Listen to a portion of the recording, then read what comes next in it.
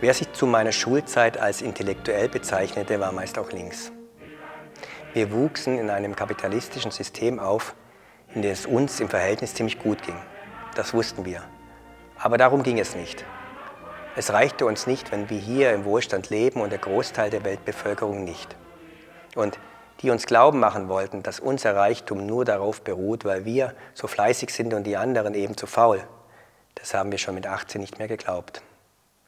Die Welt kann auf Dauer nicht in Frieden funktionieren, wenn wenige alles haben, weil sie andere Länder, andere Menschen ausbeuten und es bei der Mehrheit oft nicht mal reicht, trotz Arbeit die Familie zu ernähren. Wir lasen Karl Marx vom Mehrwert, den die Arbeiterklasse produziert, aber von dem in der Hauptsache nur die Unternehmer profitieren. Fidel Castro war ein Vorbild. Der promovierte Jurist nahm es denen einfach weg. Und trotz Aufschrei der Kapitalisten aller Länder und einem weltweit einzigartigen Embargo, wäre man gegen Saddam oder Assad so konsequent vorgegangen, hätte es niemals einen Irak- oder Syrienkrieg gegeben. Castro und Kuba konnten sie dennoch nicht in die Knie zwingen. Sein Gesundheits- und Bildungssystem war viel weiter entwickelt als in allen anderen lateinamerikanischen Staaten. Nirgends war die Lebenserwartung so hoch, die Kindersterblichkeit so gering. So etwas kann man nur aufbauen, wenn der Großteil des eigenen Volkes dahinter steht. Kuba war so viel mehr als ein kleiner Inselstaat in der Karibik.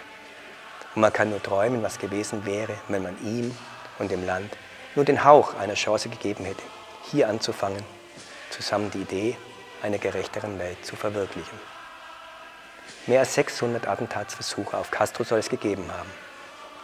Als von Exilkubanern gesteuerte Terroristen 1960 Anschläge in Havanna verübten, rief er: Wir schlagen zurück. Jede Bombe wird beantwortet mit einem Hospital, jeder Mord mit einer Schule, jedes Attentat mit einem Kindergarten. Wir wussten auch, Fidel war kein Heiliger, im Gegenteil.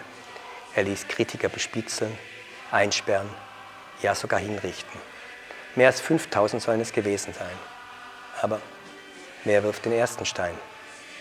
Fast 50 Jahre herrschte Fidel Castro in Kuba. Er erlebte in dieser Zeit 10 US-Präsidenten. Dass Castro zum sturen alten Mann wurde, der die Zeichen der Zeit nicht mehr erkannte, während sein Land immer tiefer in die Misere rutschte, das hängt natürlich auch mit dem Zerfall der Sowjetunion zusammen. Und damit, dass Amerika in der kommunistischen Idee immer noch den schlimmsten aller Feinde sieht. Mit den grausamsten Herrschern haben sie Geschäfte gemacht, solange die keine Bedrohung für die eigene Weltanschauung waren. Castro hat den Westen nie wirklich bedroht, aber dennoch haben sie ihn fertig gemacht. Die Geschichte wird mich freisprechen. Eines seiner berühmtesten Sätze. Nicht in allen Punkten, aber in den Wesentlichen, dessen bin ich mir sicher. Dazu braucht es aber erst einmal Einsicht.